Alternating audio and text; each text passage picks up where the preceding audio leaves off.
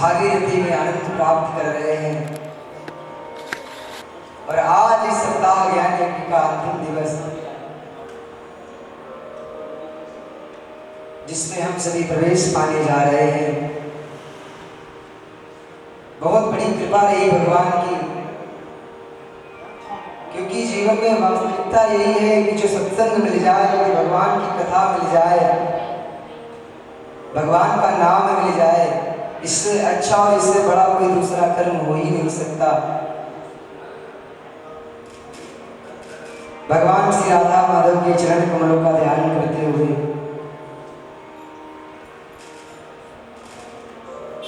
उन्हें प्रणाम करते हुए आइए इस मंगलमयी पवित्र गंगा में हम सभी प्रवेश करते हैं। कल के समय में बड़ी मंगलमयी हम सब कथा श्रवण कर रहे थे कि भगवान ने कंस का उद्धार किया है, और उद्धार करने के बाद उन्हें महाराज जरासंध को, महाराज श्री कृष्ण को कारागार से मुक्त करके मां देवकी और महाराज वसुदेव जी के पास जाकर भगवान प्रणाम करते हैं, और आकर के महाराज नंद बाबा से बड़ी सुंदर प्रार्थना करते हैं।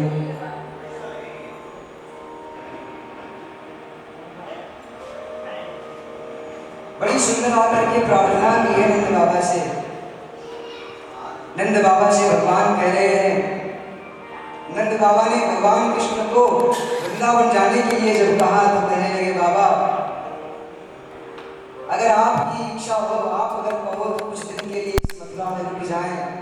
तो नंद बाबा ने प्रश्न किया, देख कृष्ण, तूने उन गोपियों को ये वादा किया था कि मैं 2 दिन के लिए जाऊंगा, और अगर तेरे बिना मैं उनके पास गया तो उन गोपियों को मैं क्या जवाब दूंगा। भगवान ने कहा, देखिए बाबा, अभी तो कुछ दिन पहले कंस को मारा है, और कंस के मारते ही महाराज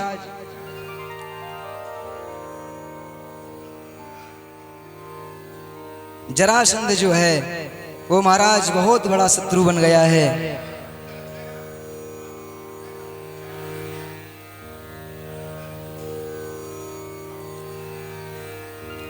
पर शत्रु बनते ही महाराज, अगर मैं इस वृंदावन धाम को जाऊंगा तो दुष्ट का तो यही महाराज जीवन में होता है कि किसी ना किसी प्रकार व्यक्ति को कष्ट पहुंचाया जाए, किसी ना किसी प्रकार व्यक्ति को कष्ट पहुंचे, यही उसके जीवन में महाराज विचार होता है।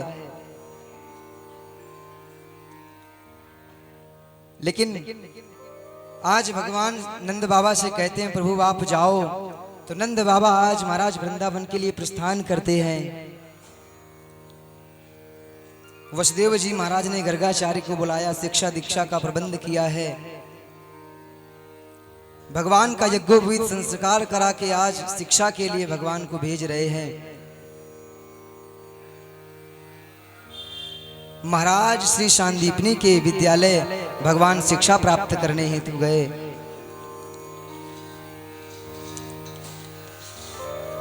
वर्णन करते महाराज, शास्त्र के अंदर बड़ी सुंदर एक बात कही गई है जो सबके सुनने योग्य है।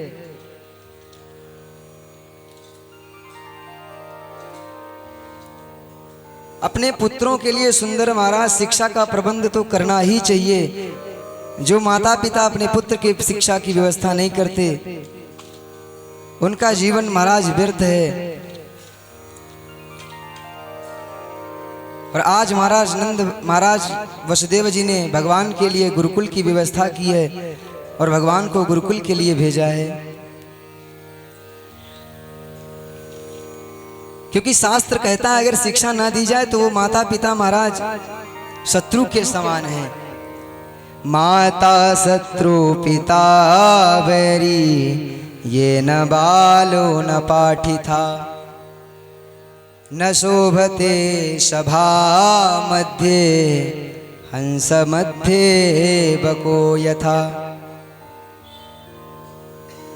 अगर अपने पुत्र को सुंदर शिक्षा ना दी जाए तो माता पिता शत्रु के समान होते हैं। इसलिए अक्षय संस्कार देना पिता का धर्म है।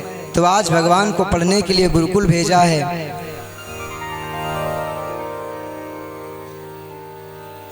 ज्यादा से ज्यादा भगवान को 3 वर्ष से 4 वर्ष तक लगे हैं महाराज।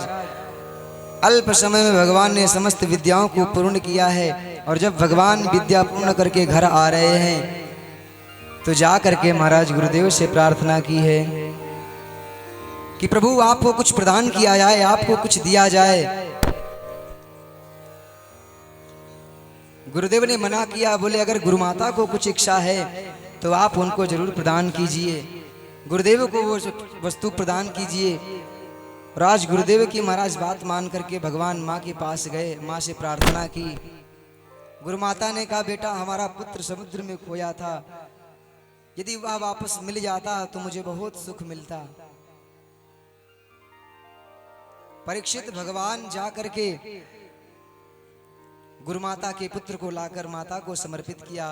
और आज महाराज प्रसन्नता पूर्वक भगवान अपने घर को आए हैं। लेकिन काफी समय बीत गया है महाराज, बहुत समय बीत गया। भगवान को अब वृंदावन की याद आती है।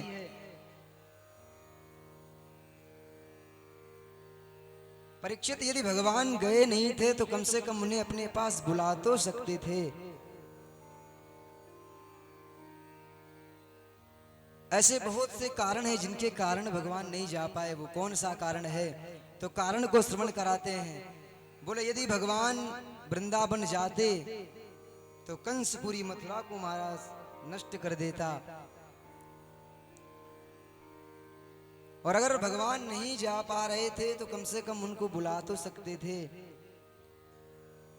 तो परीक्षित यहां पर भी बड़ा संदेह है, क्योंकि यदि भगवान बुलाते तो मथुरावासी भगवान को महाराज ऐश्वर्य भाव से देखते हैं। जो सम्मान जो प्रेम मथुरावासी देते हैं वो ब्रजवासी नहीं प्रदान कर पाते, क्योंकि वो तो कभी भगवान का कान पकड़ करके बोलते हैं आजा मेरे साथ खेल।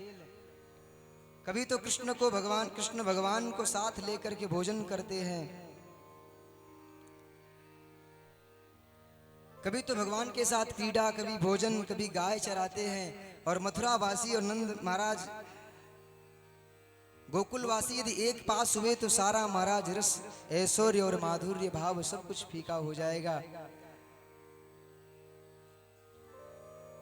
लेकिन परीक्षित कह रहे हैं प्रभु यदि उनके पास नहीं गए, उनको नहीं बुलाया, कम से कम एक आध बार जाकर के थोड़े समय के लिए तो गए होते, आधे घंटे गए होते, एक बार उन गोपियों को अपनी शकल तो दिखाई होती। जिन गोपियों के सामने कृष्ण हो और उनकी पलक लग जाए तो वो ब्रह्मा जी को भी महाराज सुनाती हैं कि मूर्ख ब्रह्मा ने इन पलकों को बनाया कैसे।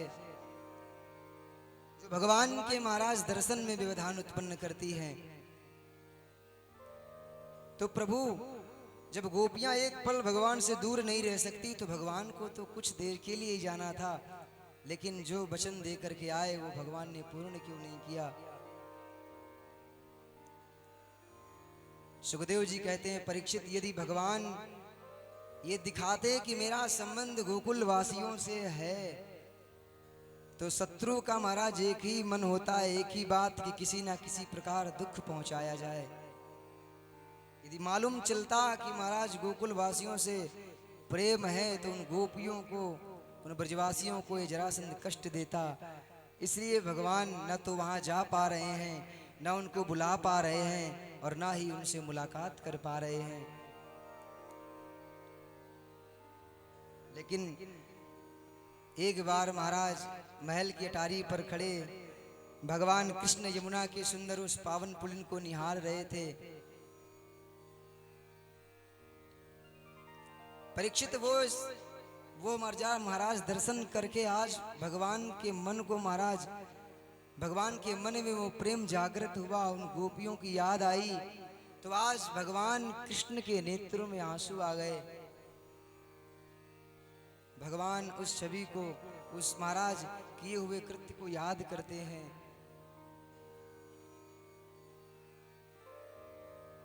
भगवान विचार कर रहे हैं कि मैंने महाराज कुछ समय पहले कुछ वचन दिया था, लेकिन आज उसे मैं पूर्ण नहीं कर पा रहा हूं। भगवान को इतना प्रेम है उन गोपियों से, ब्रजवासियों से। तो भगवान आज वो प्रकट करना चाहते हैं, लेकिन कोई भी ऐसा नहीं है जिससे वो महाराज अपने मन की बात को कह सके। जीवन में अगर किसी से प्रेम हो तो जब तक प्रेम की महाराज चर्चा किसी से हो ना, तब तक महाराज हृदय हल्का नहीं पड़ता। प्रेम की चर्चा तो किसी ना किसी से हो ही जाती है। भगवान सोच रहे हैं कहीं मैं किसी से अगर ऐसी चर्चा करूंगा तो कोई मेरे प्रेम को न समझने वाला, अगर जो महाराज प्रेम शब्द को जानता नहीं है, जो उस भाव को समझता नहीं है, उसके सामने मैं कैसे प्रकट कर दूं। और इस मथुरा में कोई मेरे पास जिससे मेरा हृदय से लगाव है, जिससे मेरा वास्तविक प्रेम है, ऐसा कोई भी इस मथुरा में नहीं है। लेकिन सुखदेव जी कहते हैं, परीक्षित बृहस्पति के शिष्य महाराज उद्धव जी हैं, पर भगवान विचार कर रहे हैं कि जो ज्ञान में डूबा हो उसे प्रेम नहीं सुझाता।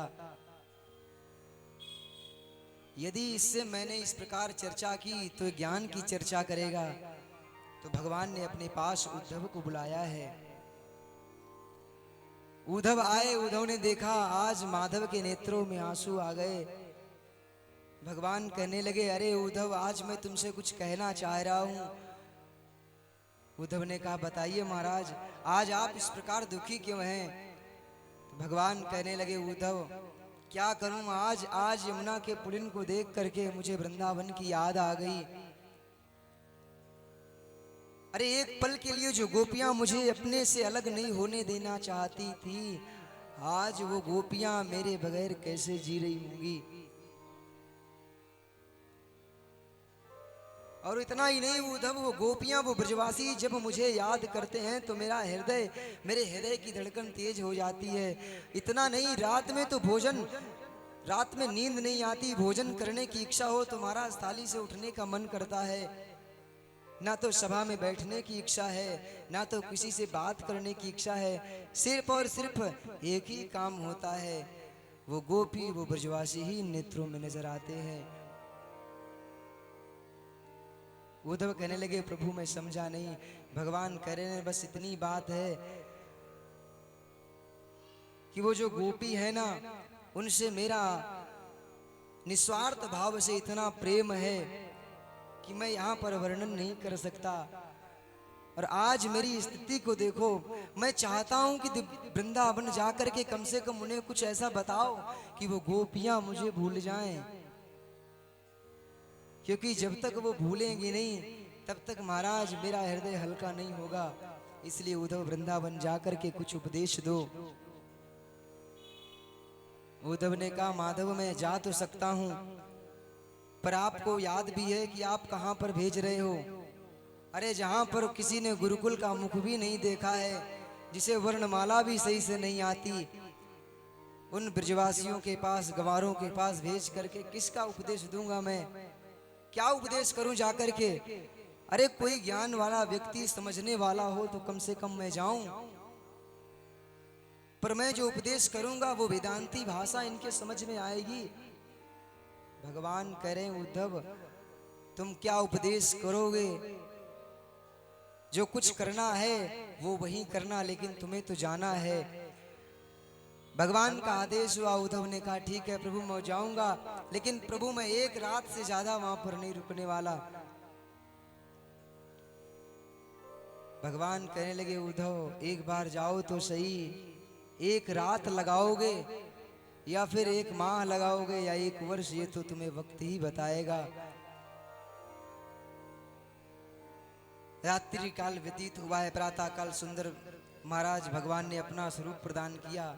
उद्धव ने कहा, प्रभु ये सब देने की कोई आवश्यकता नहीं है। भगवान ने कहा, अगर ये वो स्वरूप मैं तुमको ना दूं तो ब्रजवासी कोई भी तुम्हें देखना भी पसंद नहीं करेगा। इसलिए जो मैं दे रहा हूं उसे स्वीकार करके जाओ। कम से कम मेरी वस्तु देख करके तुम्हारे लोग पास में खड़े तो होंगे, क्योंकि मेरे सिवा वो किसी को देखना भी नहीं चाहते। उद्धव ने महाराज भगवान का स्वरूप लेकर के, आज मानो उद्धव बिल्कुल भगवान के जैसे लग रहे हैं। और आज वृंदावन के लिए उद्धव प्रस्थान करते हैं। मानो सुंदर भाव प्रकट करते हैं संत की, जब वृंदावन उद्धव प्रवेश करते हैं तो वृंदावन के वृक्ष लता पत्तों ने भी उद्धव को चुनौती दी है कि उद्धव अगर ज्ञान दृष्टि तुम्हारी शुद्ध बनी रहे तो वृंदावन में प्रवेश मत करना। क्यों? चले मथुरा से जब उद्धव तो वृंदावन निकट आया, वहीं से प्रेम ने अपना अनोखा रंग दिखलाया। उलझ कर वस्त्र में कांटे लगे उद्धव को समझाने, तुम्हारा ज्ञान पर्दा फाड़ देंगे प्रेम दीवाने। उद्धव यदि ऐसे बने रहना चाहते हो, यदि आप चाहते हो कि मेरी स्थिति ऐसी ही रहे, तो महाराज इस वृंदावन भूमि में प्रवेश मत करना, क्योंकि तुम्हारा जो ज्ञान का महाराज पर्दा है ना, वो कब महाराज उसके चिथड़े उड़ेंगे आप समझ भी नहीं पाओगे। लेकिन वृंदावन चलते चले गए। सायंकाल का समय है, सायंकाल का समय, गायों के आने का समय। बहुत सी धूल उड़ रही थी, रथ दिखाई नहीं दिया। आनंद भवन पर जाकर के जब रथ रुका है, उद्धव महाराज रथ से उतरकर नंद भवन में जब प्रवेश करते हैं, नंद बाबा ने जैसे ही देखा सो दौड़ पड़े। अरे मेरा कृष्ण आ गया, मेरा लाला आ गया। दौड़ करके महाराज अंक में भर लिया। बड़ी देर तक महाराज नेत्रों से अश्रुपात करते रहे, लेकिन थोड़ी देर बाद जब अजब सी फीलिंग आई कि शायद ये कृष्ण नहीं, शायद कोई और है, दूर हट करके देखा है तो कृष्ण नहीं बल्कि कृष्ण के जैसा है।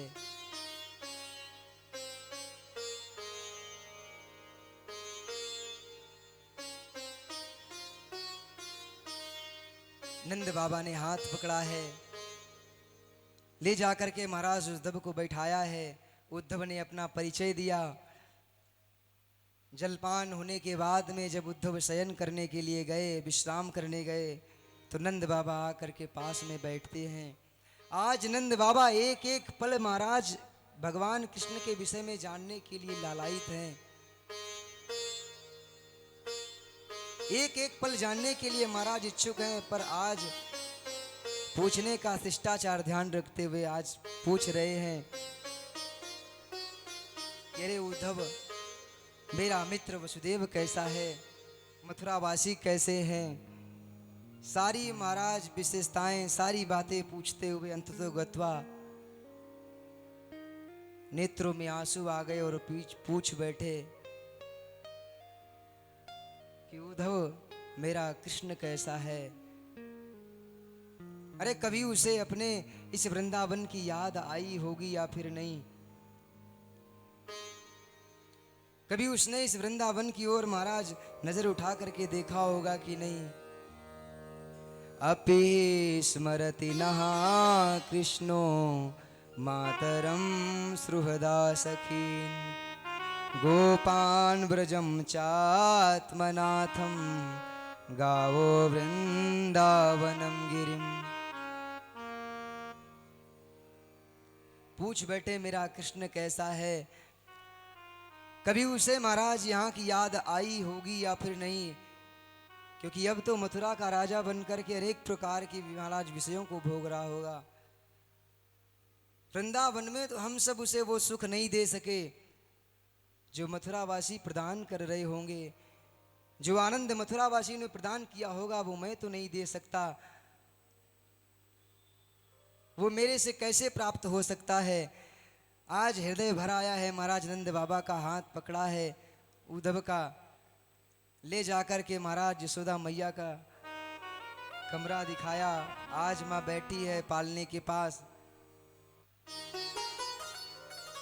मानो पूर्व लीलाओं का स्मरण कर रही है यशोदा मैया। उद्धव ने जाकर के माँ यशोदा को प्रणाम किया है, प्रार्थना की, चरणों में वंदन किया और जैसे ही यशोदा माँ को देखा महाराज, उसी प्रकार उद्धव ने महाराज उपदेश देना आरंभ कर दिया। हाथ पकड़ करके महाराज नंद बाबा से कहते हैं,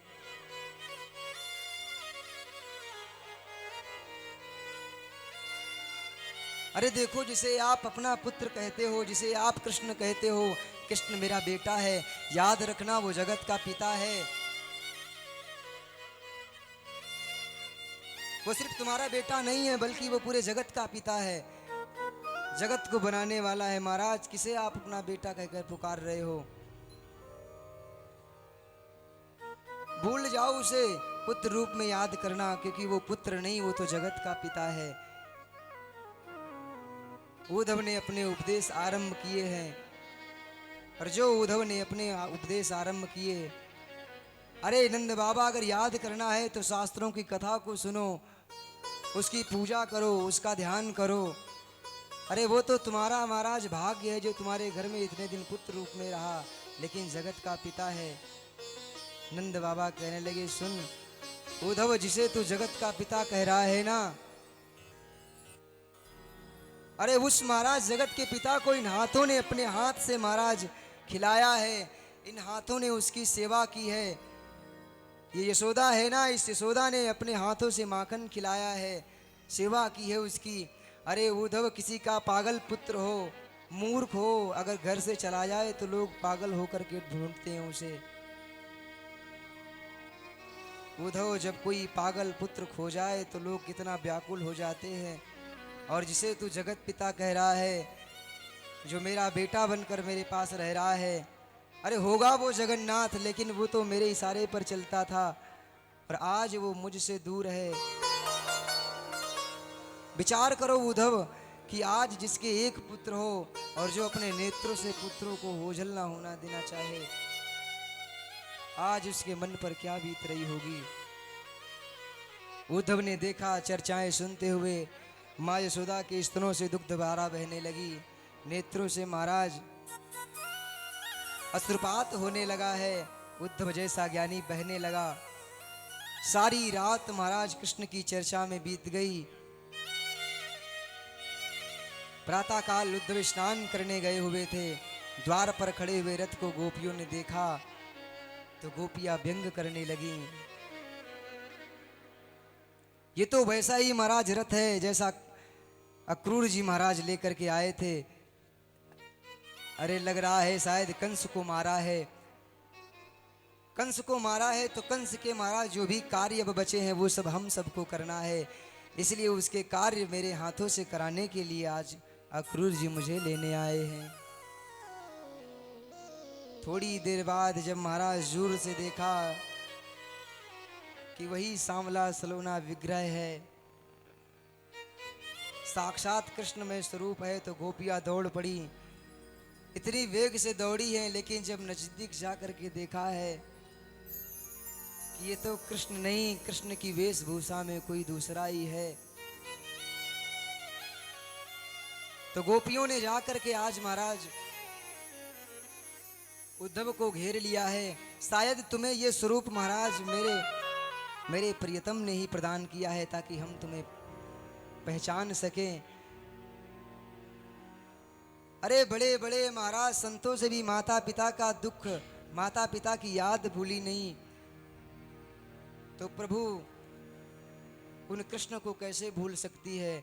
आज माँ पिता की याद आ गई होगी, जीवित है या मर गए, अरे उनका और इस जगत में है ही कौन जो जिसे वो याद करेंगे। अनेक प्रकार की बातें करते हुए अंततोगत्वा महाराज गोपियां उद्धव के सामने चर्चा कर ही रही थी कि उसी समय महाराज एक भौरा गुनगुनाता हुआ किशोरी जी के पाद तलों का पराग लेने के लिए आता है। तो आज उस भौरे से ही गोपियों ने बात करना आरंभ किया है, जिसे भ्रमर गीत कहते हैं। इस गीत में महाराज गोविंद की लीलाओं का गान करती हैं, भगवान के स्वरूप का दर्शाती हैं, और गोपियां उस भौरे से बात कर रही हैं। उद्धव सामने खड़े हुए देख रहे हैं, गोपियां वर्णन करती हैं।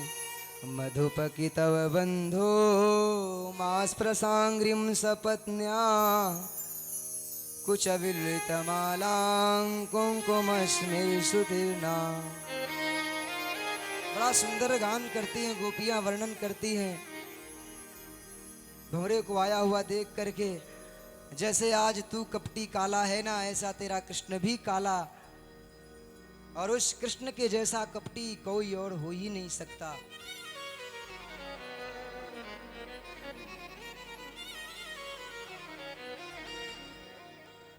कहां तक उसकी कपट कथा सुनाएं, अगर एक बार भी वर्णन कर दें तो सुन नहीं पाएगा। गोपियां बार बार उलाहना दे रही हैं, मानो भंवरा पूछता है ऐसा क्या किया है।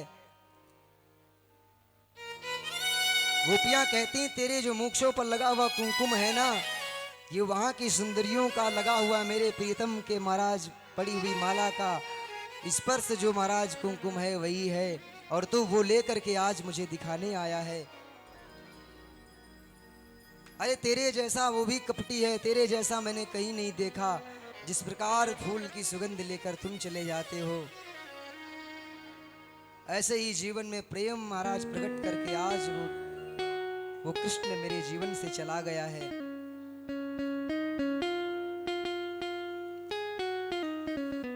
अरे ये कपट कथा सिर्फ मेरे साथ नहीं, संसार में जितने भी इस कृष्ण से जुड़ते हैं उन सब के अरे कौन सी कमी थी हम गोपियों ने, कौन सी चीज की कमी राखी महाराज। अरे ये बता देते कि मैं इतने दिन तक नहीं आऊंगा, आज 2 दिन महाराज वो समय बीता नहीं, वो समय पूरा नहीं है, पूरा नहीं हुआ कि आकर के अपना दर्शन दें। एक बार भी याद नहीं आई कि उनके विरह में किसी के प्राण जा रहे हैं। इतना बड़ा कपटी तो मैंने कभी नहीं देखा। और अनेक प्रकार से उल्हाने देते हुए महाराज भगवान के चरित्रों का गान करने लगी। अरे एक जन्म में नहीं, अनेक जन्मों में इसने कपट किया है। एक दूसरे से बातें करती हैं। अरे कोई बहेलिया भी बंदर को नहीं मारता, लेकिन इसका स्वरूप तो देखो, एक को मित्र बना करके एक को महाराज मारता है और एक को अपनी शरण देता है।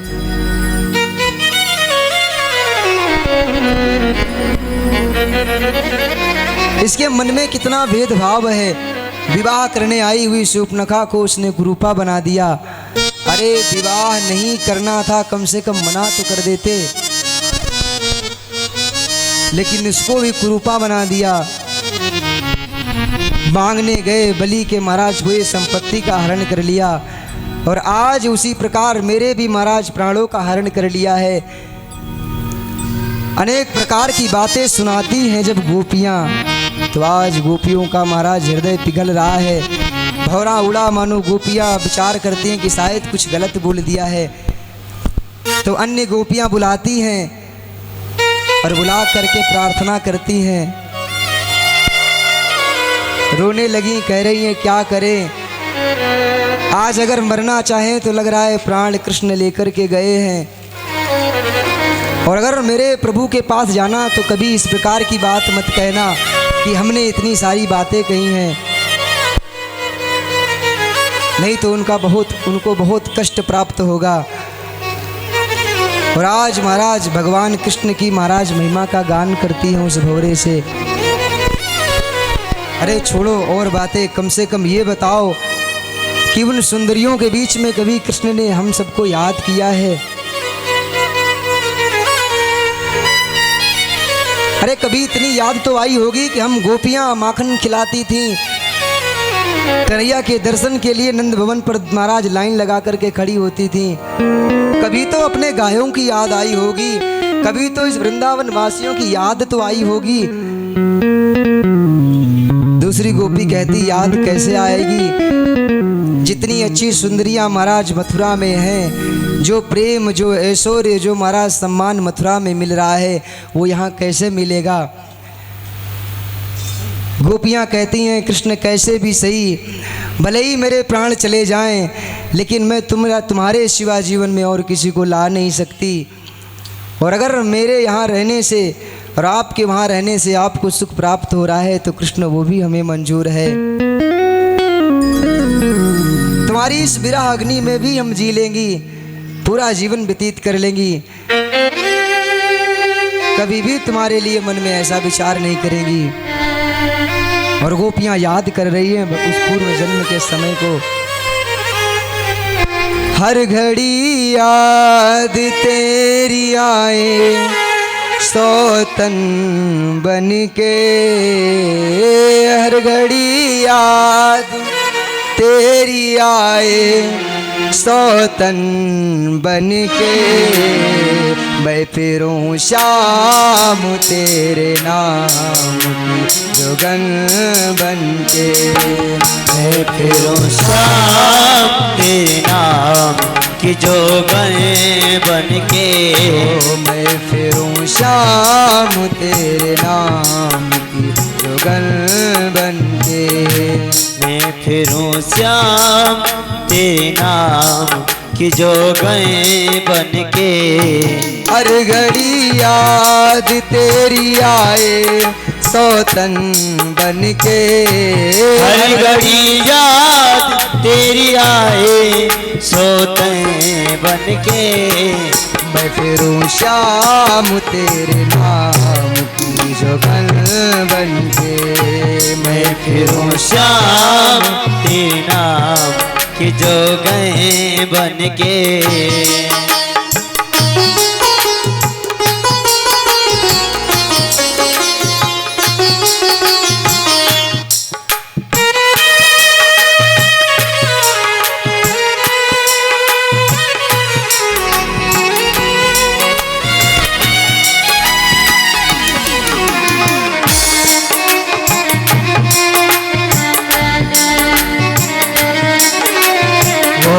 एक जमाना था बुलाने से चलाता था, एक जमाना था बुलाने से चला आता था, वही कृष्ण हमारे इशारों पर डोलता था, जिसे मैं जब चाहूं तो बुलाऊं और जब चाहूं तो वापस भेज दूं।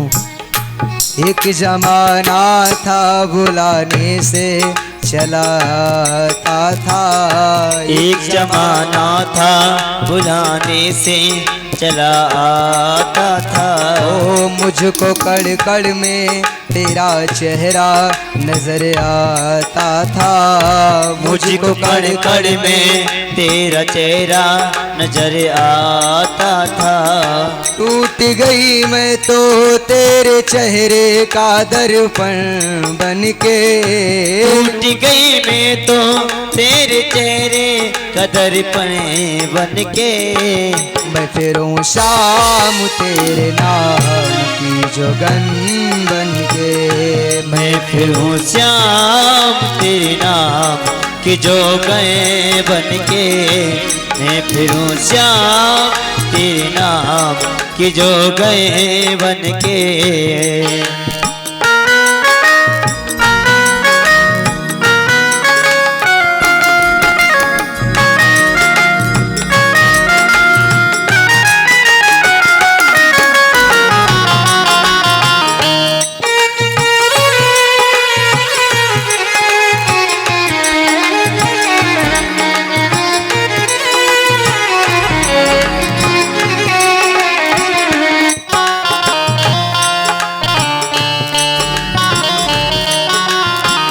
शीश जैसा मेरा मन था तूने तोड़ दिया, शीश जैसा मेरा मन था तूने तोड़ दिया, मुझको लगता है किसी और से दिल जोड़ लिया, मुझको लगता किसी और से दिल जोड़ लिया, ओ अब तो हर रात मुझे डसती है नागिन बन के, अब तो हर रात मुझे दसती है नागिन बन के, मैं फिरूं शाम तेरे नाम की जोगन बन के, मैं फिरूं शाम तेरे नाम की जोगन बन के, हर घड़ी याद तेरी आए सोते बन के, हर घड़ी याद तेरी आए सोते बन के, मैं फिरूं श्याम तेरे नाम की जो गए बन के, मैं फिरूं श्याम तेरे नाम की जो गए बन के।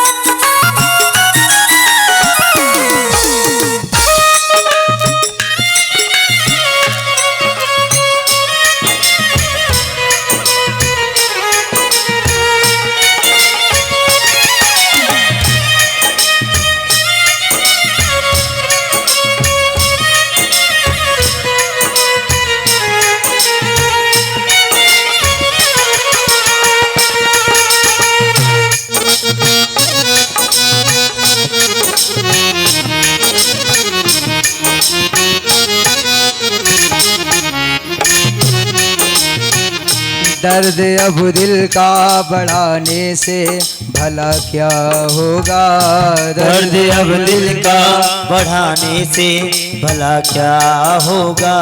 श्याम जो रूठा साथ छूटा अब कहाँ होगा, श्याम जो रूठा साथ सूता तो क्या होगा। ओ श्याम ब्रिजवास करूं फिरती बावरी बनके, श्याम ब्रजवास करूं फिरकी बाबुरी बनके, ओ मैं फिरूं श्याम तेरे नाम की जोगन बनके, मैं फिरूं श्याम तेरे नाम की जो गए बनके। ओ हर घड़ी याद तेरी आए सौतन बनके, हर घड़ी याद तेरी आए सोते बनके, मैं फिरूं श्याम तेरे नाम की जो गए बनके, मैं फिरूं श्याम तेरे नाम की जो गए बनके।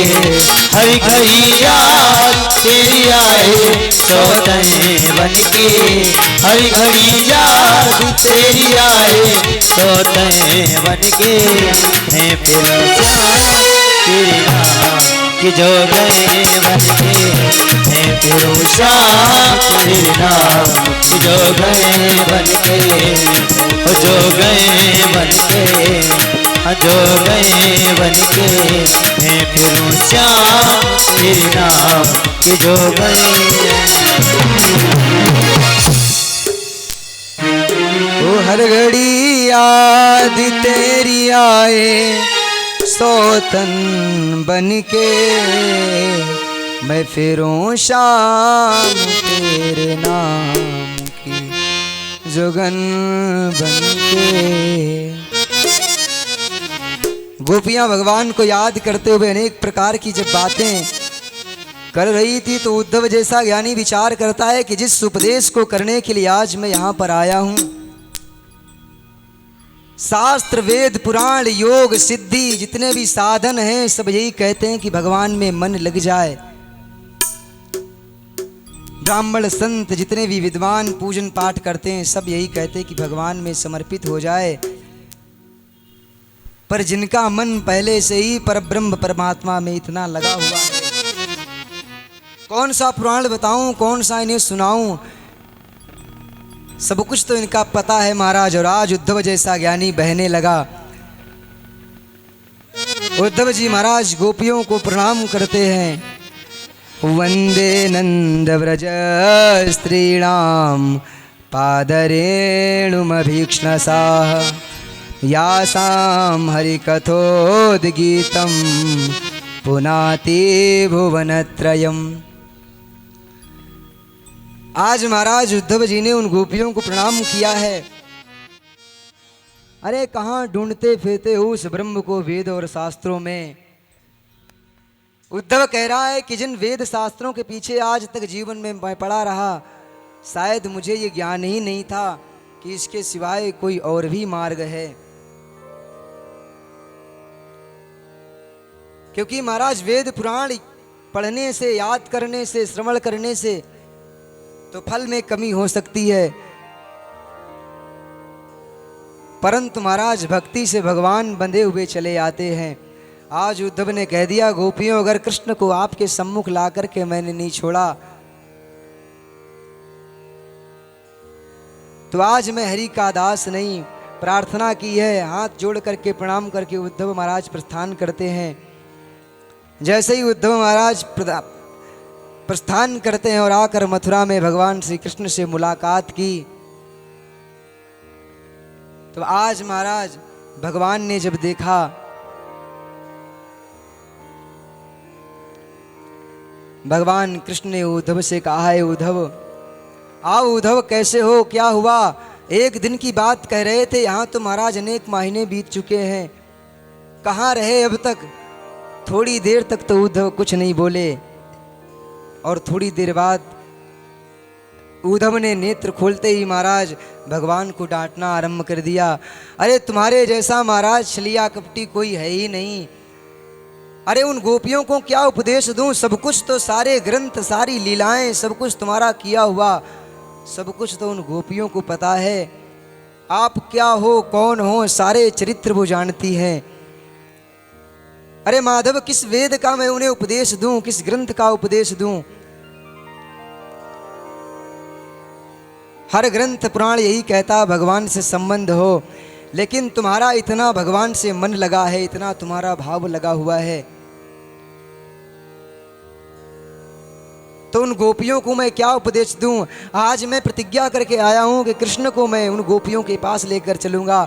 हाथ पकड़ा भगवान का, चलो आज मैं आपको लेने आया हूं। भगवान ने कहा, बस उद्धव, यही प्रेम तो तेरे जीवन में मैं देखना चाहता था। हाथ पकड़ करके भगवान उद्धव को एकांत में भगवान ले करके गए और भगवान करें, उद्धव, जिन गोपियों से तुम मिल करके आ रहे हो उनसे मैं कभी भी अलग नहीं होता, उनसे मेरा कभी वियोग नहीं होता। भगवान ने नेत्र बंद कराए हैं और उद्धव को अपने उस ब्रह्मांड का दर्शन कराया है। कभी तो भगवान राधा रानी के साथ बैठ करके महाराज झूला झूल रहे हैं, कभी तो भगवान नंद बाबा के पास बैठ करके बातें कर रहे हैं, कभी तो यशोदा मैया के पास बैठ करके माखन खा रहे हैं। उस वृंदावन भूमि से महाराज आज भगवान मानो गए ही नहीं हैं। ऐसा सुंदर दिव्य भगवान ने दर्शन कराया है। और उद्धव को महाराज ज्ञान में भरे हुए थे, लेकिन आज प्रेम से परिपूर्ण कर दिया है भगवान ने। सुखदेव जी महाराज वर्णन करते हैं, धीरे धीरे समय बीता, भगवान ने जिस प्रकार कंस का वध किया है, तो कंस का मतलब होता है अहंकार, और अहंकार की दो पत्नियां हैं जिनका नाम है अस्ति और प्राप्ति, अर्थात जो है और आगे भी होगा। दोनों ने जाकर के जरासंध से महाराज प्रार्थना की, मेरे वैधव्य का कारण कृष्ण बलराम है, तो जरासंध ने 17 बार आक्रमण किया है और अनेकों बार भगवान ने हराया है। एक बार नारद जी महाराज ने योजना बनाई, काल यवन को भेजा, तो भगवान ने मुचकुंद के द्वारा उसका उद्धार किया है। और 18वीं बार महाराज जरासंध ने ब्राह्मणों को पूजन पर बिठा करके,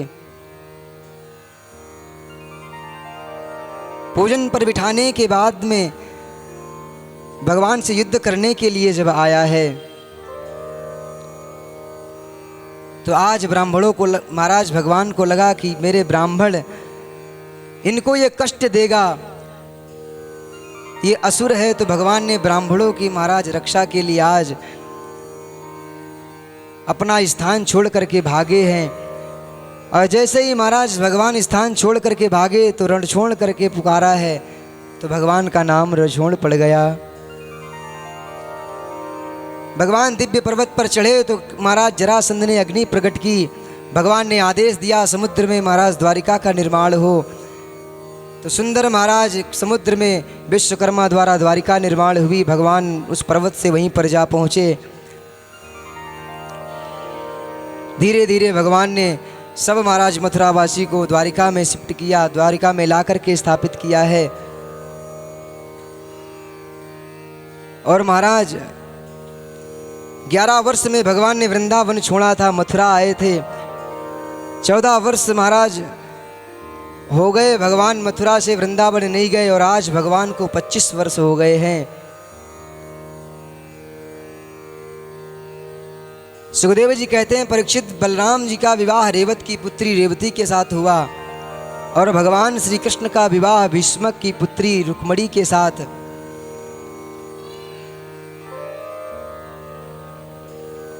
भीष्मक की पुत्री रुक्मणी के साथ संपन्न हुआ। परीक्षित ने प्रश्न कर दिया, प्रभु मैंने सुना है कि भगवान के विवाह में दैत्य विधि का प्रयोग हुआ है।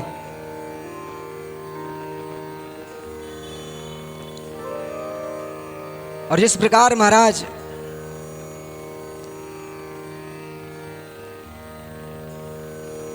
सुखदेव जी वर्णन करते हैं कि राजन बात तो आपने सही सुन रखी है, क्योंकि भगवान के विवाह में दैत्य विधि का उपयोग हुआ है।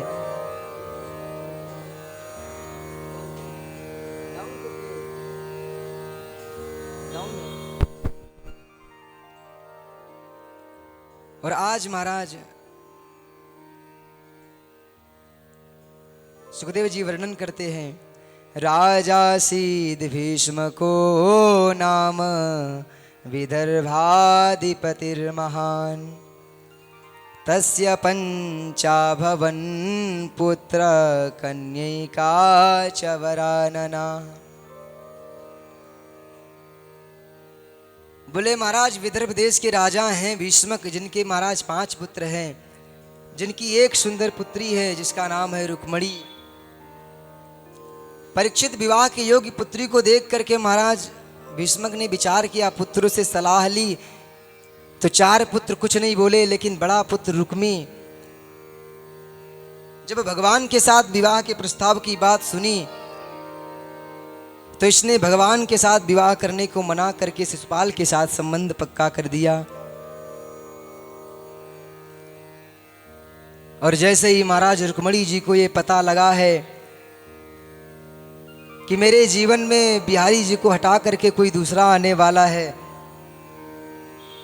तो रात्रि में नींद नहीं आई, नेत्रों में आंसू हैं और विचार कर रही हैं कि प्रभु मैंने आपको सुना है, आपके सिवा अगर मेरा कोई हो, ये मैंने कभी जीवन में विचार ही नहीं किया है। तो रुक्मणी जी की भाभी ने जब देखा कि रुक्मणी बहुत उदास है तो प्रश्न किया, तो सारी बात रुक्मणी ने बताई। तो भाभियों ने कहा भैया अब तो एक ही काम है, विवाह संबंध तो पक्का ही हो चुका है और सबसे अच्छी बात यह है कि शीघ्र कुछ ना कुछ ऐसा प्रबंध करो, कोई ना कोई पत्र ऐसा लिखो, अगर बिहारी जी की ठाकुर जी की कृपा होगी तो स्वतः वो तुम्हें प्राप्त हो जाएंगे। तो आज महाराज 7 श्लोकों में बड़ा सुंदर रुक्मणी जी ने पत्र लिखा हुआ है। ब्राह्मण देवता को बुलाया, प्रणाम करके हाथ में पत्र दिया। बोले महाराज ये पत्र नहीं बल्कि रुक्मणी के प्राण हैं, प्रभु श्री कृष्ण के पास इन्हें आप पहुंचा दीजिए। अगर आपने ऐसा कर दिया तो जीवन भर आपका यह एहसान मैं कभी नहीं भूलूंगी। सुखदेव जी कहते हैं परीक्षित तत्क्षण महाराज ब्राह्मण देवता पत्र लेकर के द्वारिकापुरी के लिए प्रस्थान करते हैं। सायंकाल के समय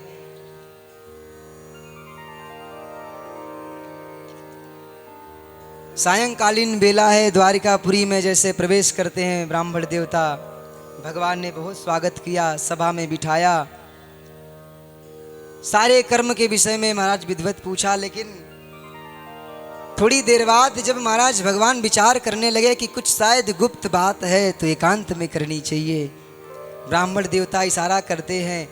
भगवान ने हाथ पकड़ा है, हाथ पकड़ करके अंतःपुर ले गए, जहाँ पर महाराज सुंदर सुकोमल सैया बिछी हुई है। ब्राह्मण देवता को बिठा करके और ब्राह्मण देवता से प्रश्न किया, सब धर्म कर्म तो कुशल चल रहा है ना? ब्राह्मण देवता ने कहा प्रभु सब कुछ अच्छा चल रहा है, पर किसी ने विशेष करके आपके पास भेजा है। भगवान ने प्रश्न किया किस लिए भेजा?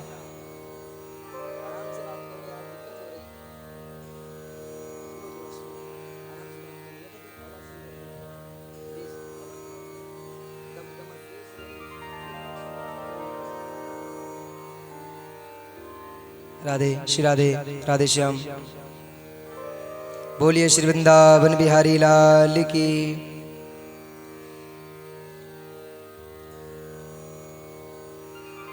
ब्राह्मण देवता से विविध प्रकार से कुशलता पूछते हुए ठाकुर जी ने कहा कि हे ब्राह्मण देवता, कोई विशेष प्रयोजन हो तो आप कहिए। तो आज वो पत्र निकाल करके भगवान की तरफ जब इशारा किया तो भगवान कहने लगे कि महाराज इसे तो आप ही पढ़ करके सुनाइए। ब्राह्मण देवता ने कहा प्रभु ये पत्र कोई महाराज सार्वजनिक नहीं है, ये आपका पर्सनल पत्र है, इसे आप स्वयं सुनिए पढ़िए। भगवान ने कहा ऐसा कोई भी महाराज रहस्य नहीं है जो आप ब्राह्मणों से इस कृष्ण ने छुपाया हो। जो भी लिखा है आज आप हमें पढ़ करके सुनाइए। तो बड़ा सुंदर पत्र वो सुना रहे हैं महाराज ब्राह्मण देवता।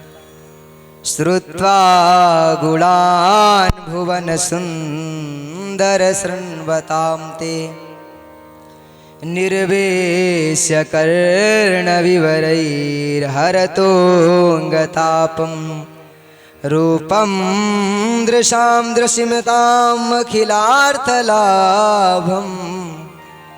त्वय्याच्युता विशति चेतरपत्रपं मे। ब्राह्मण देवता एक एक श्लोक करके गान करके सुनाते हैं। बोले प्रभु सबसे पहले बड़ी सुंदर बात लिखी हुई है। रुक्मणी जी ने इतना सुंदर पत्र में लिखा है कि श्रुत्वा गुणान् भुवन सुंदर शृण्वतां ते। भुवन अर्थात पूरे ब्रह्मांड में, पूरे ब्रह्मांड में मैंने एक बात सुन रखी है। कौन सी? बोले आपसे ज्यादा कोई संसार में सुंदर नहीं है। आपको देखा तो नहीं है पर मैंने अपने कानों से सुना है। और प्यारे मैंने अपने कानों से तो सिर्फ और सिर्फ आपकी कथा, आपकी चर्चा सुनी है। देखो प्रभु आज मेरा विवाह होने जा रहा है और मेरी जरा सी भी इच्छा नहीं है कि महाराज उस पुरुष के साथ मेरा विवाह हो। क्योंकि प्रभु किसी महाराज सिंह की वस्तु को अगर कोई गीदड़ लेकर के जाए तो सरासर महाराज ये तो अज्ञानता है। प्रभु जीवन भर आपके चरित्रों का गान सुना है, आपके सिवा इस रुक्मणी ने किसी को ध्यान से देखा भी नहीं है।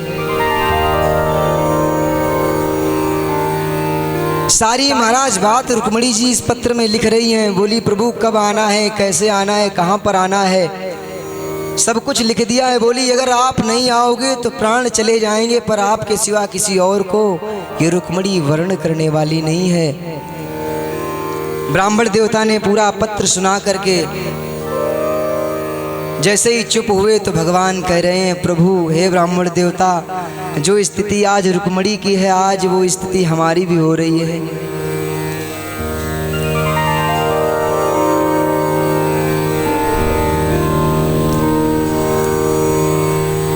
ब्राह्मण देवता कहने लगे प्रभु ऐसी कौन सी बात है, पत्र तो तुम्हारे पास आया है पर तुम्हारा ना तो कोई संबंध है ना कोई चर्चा है, पर तुम्हारा ऐसा क्यों, तुम्हारा महाराज ऐसा क्या संबंध है जो तुम्हें इतनी याद आ रही है। भगवान ने कहा नारदाद ऋषियों से मैंने भी रुक्मणी की बड़ी चर्चा सुन रखी है। वैसे विवाह के लिए तो प्रस्ताव आया ही था, लेकिन उसके भाई ने महाराज मेरे विवाह के लिए मना किया।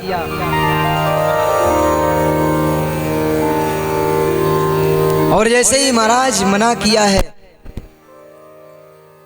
भगवान ने कहा उसने तो मना किया तो ठीक है, लेकिन अब तो रुक्मणी का पत्र आ चुका है और अब महाराज किसी प्रकार की चिंता करने की आवश्यकता नहीं है। और इसके बाद महाराज तुरंत भगवान ब्राह्मण देवता का हाथ पकड़ते हैं, रथ में ले जाकर के बिठाया है। और देखते देखते महाराज भगवान ने वायु वेग से रथ हाँका। जो महाराज खटपट की आवाज सुनाई दी, दाऊ जी दौड़ते हुए आए। अरे इतनी रात में कृष्ण कहाँ जा रहा है, कृष्ण कहाँ को जा रहा। सैनिकों से पूछते हैं कृष्ण कहाँ जा रहा है, तो बोले महाराज मुझे कुछ भी नहीं पता।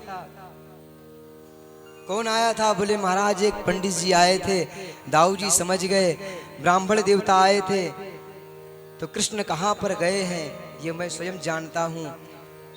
और दाऊ जी महाराज को चिंता है कि विवाह में महाराज जरासंध भी आया होगा, शिशुपाल है, क्योंकि जैसे लोगों की बारात होती ना वैसे उनके बाराती भी होते हैं। दाऊ जी को चिंता है। दाऊ जी महाराज चिंता कर रहे हैं कि कहीं लाला पर कोई विपत्ति ना आ जाए। तो इधर दाऊ जी महाराज ने अपनी नारायणी सेना को तैयार किया है और लेकर के महाराज चल पड़े। उधर भगवान जैसे ही महाराज पहुंचे हैं, ब्राह्मण देवता को नगर के समीप छोड़ा और ब्राह्मण देवता से कहा कि अगर रुक्मणी पूछे तो ये कह देना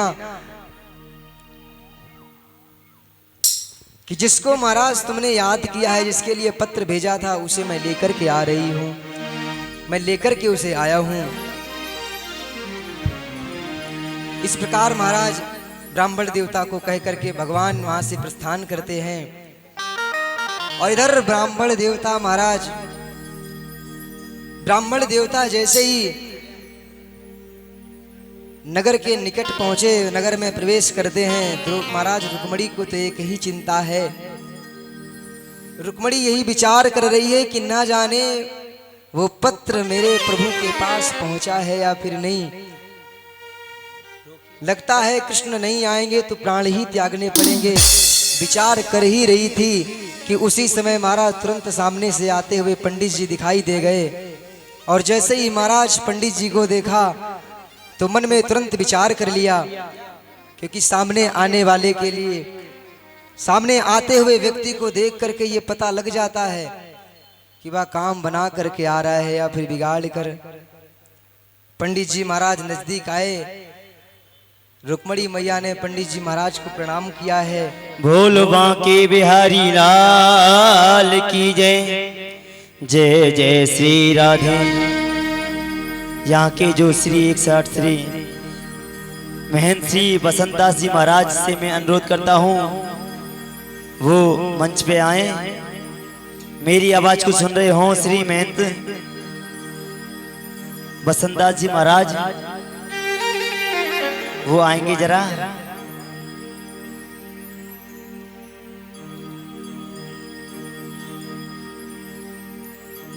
बोलो बांके बिहारी लाल की जय, जय जय श्री राधे।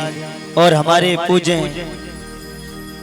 श्री श्री 1008 श्री महंत थानेश्वर दास जी, जो कि माता दरवाजा से शीतला माता मंदिर के महंत हैं, उनसे मैं रिक्वेस्ट करता हूँ वो आए व्यासपीठ की तरफ और व्यास जी को आशीर्वाद दें और व्यास जी महाराज से आशीर्वाद लें।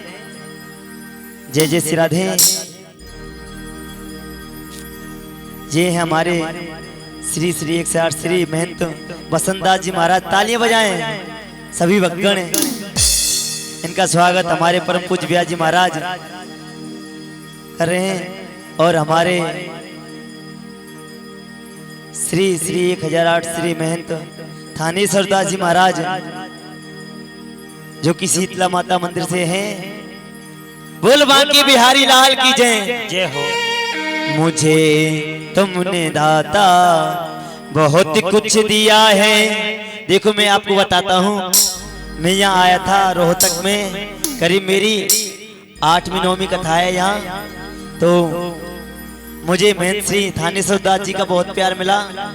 और जब भी हम आते हैं सबसे पहले माता पे हाजिरी देने जाते हैं, क्योंकि उनकी कृपा के बगैर कुछ भी नहीं है। हम तो क्या कोई भी नहीं है। मुझे तुमने दाता बहुत कुछ दिया है, तेरा शुक्रिया है, तेरा शुक्रिया है। मुझे तुमने दाता बहुत कुछ दिया है, तेरा शुक्रिया है, तेरा शुक्रिया है, तेरा शुक्रिया है, तेरा शुक्रिया है। मुझे तुमने दाता बहुत कुछ दिया है, तेरा शुक्रिया है, तेरा शुक्रिया।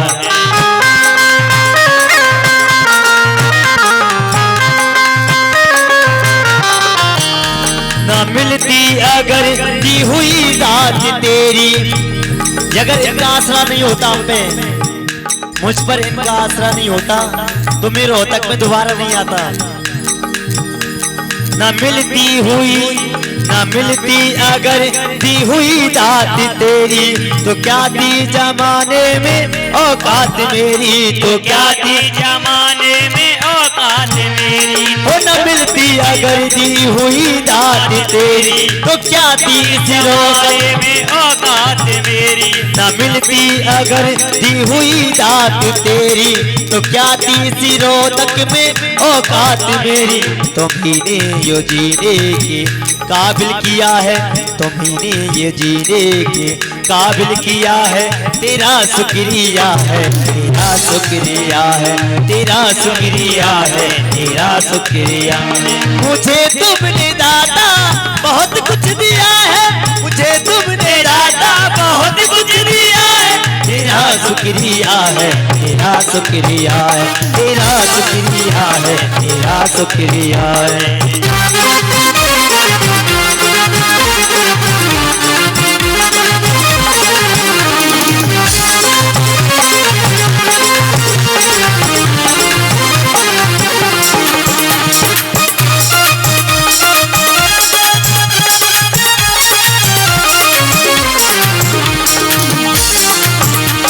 मुझे है सहारा तेरी बंदगी का, मुझे है सहारा तेरी बंदगी का। हो जिस पर गुजारा है उस पर गुजारा मेरी जिंदगी का है, जिस पर गुजारा मेरी जिंदगी का। कहते कि भगवान की मर्जी के बना एक पत्ता तक नहीं हिल सकता, लेकिन जब तक गुरु का और माता पिता का आशीर्वाद नहीं हो, सबसे पहले गुरु एक सहारा ऐसा होता है जो भगवान से मिलाता है।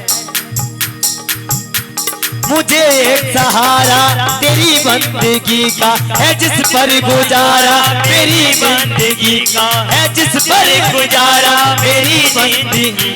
मिला मुझको जो कुछ तुम्ही से मिला है, जो भी कुछ मिलता है ना, अब से माँ बाप अपने माता पिता और अपने गुरु से ही मिलता है। सबसे पहला गुरु होता है माँ, दूसरा पिता। जब हम गुरु के पास जाते हैं, जब हमारी माँ हमको माता पिता भैया भाभी बाबा दादी ये सब कहना सिखाती है, तो सबसे पहला गुरु माँ।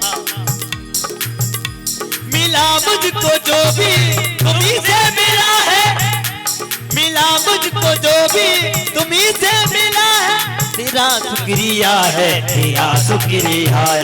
मुझे तुमने दाता बहुत कुछ दिया है, तेरा शुक्रिया है, तेरा शुक्रिया है।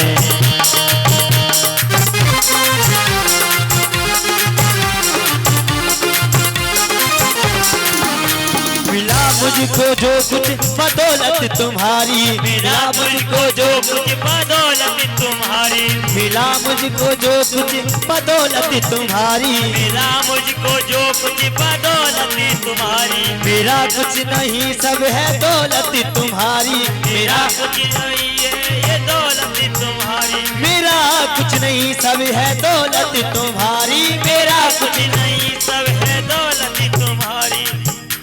उससे क्या कमी जो,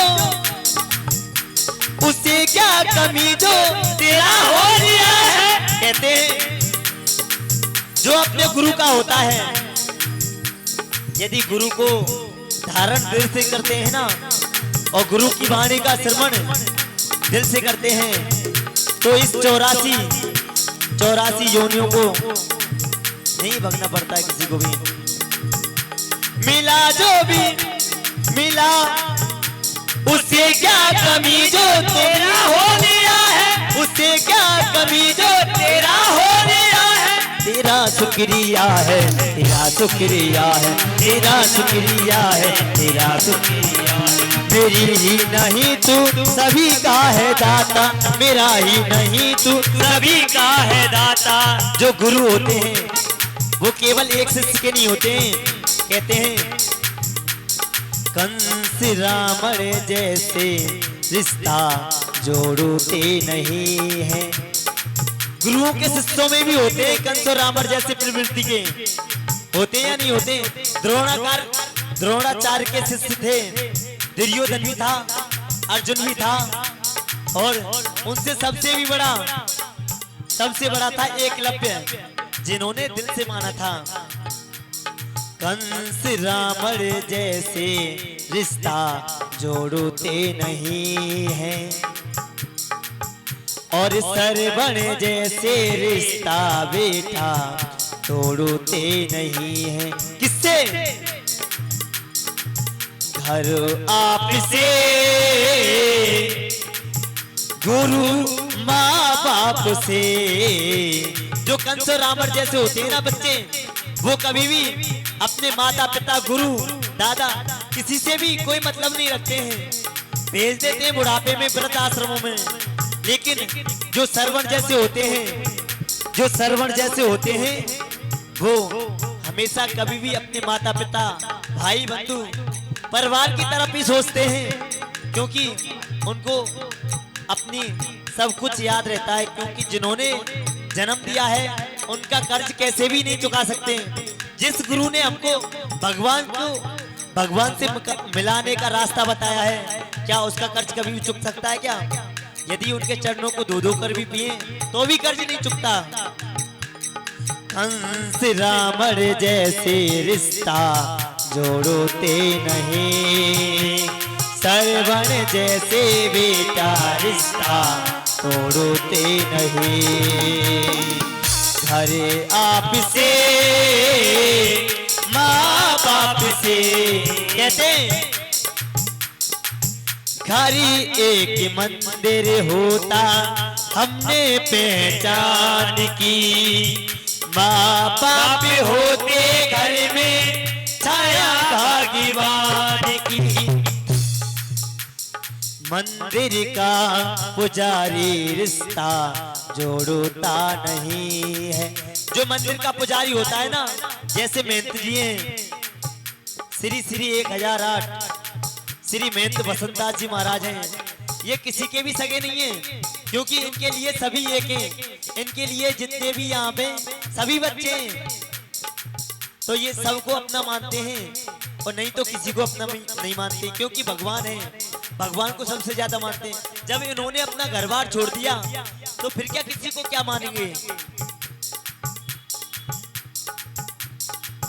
माँ बाप को जो छोड़े ऊके जमाना, एक ही दिन बुढ़ापा हमें सभी को है आना।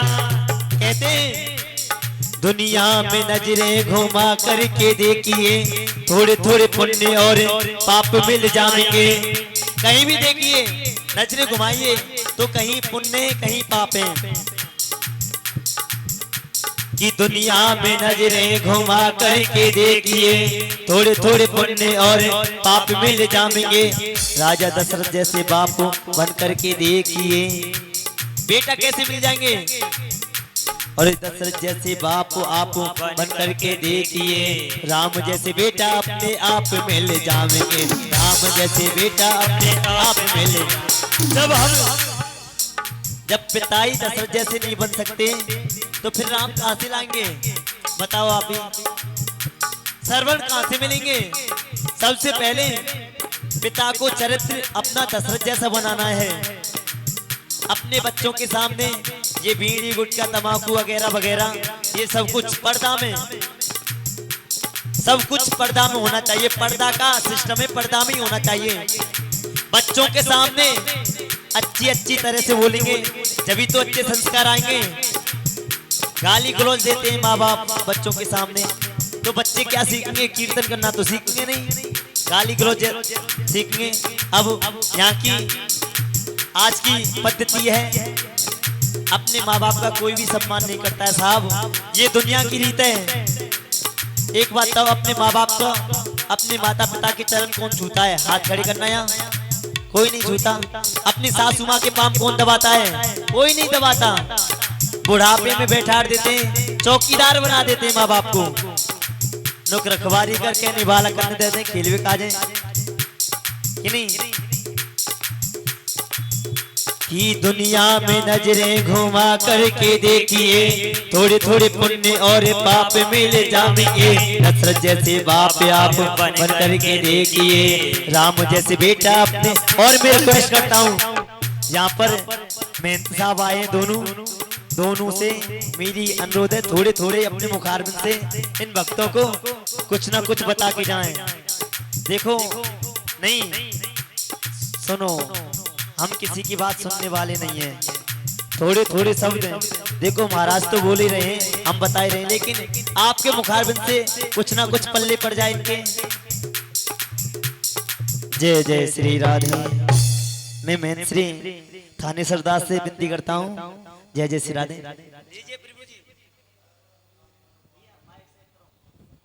Hello hello hello hello, Radhe Radhe.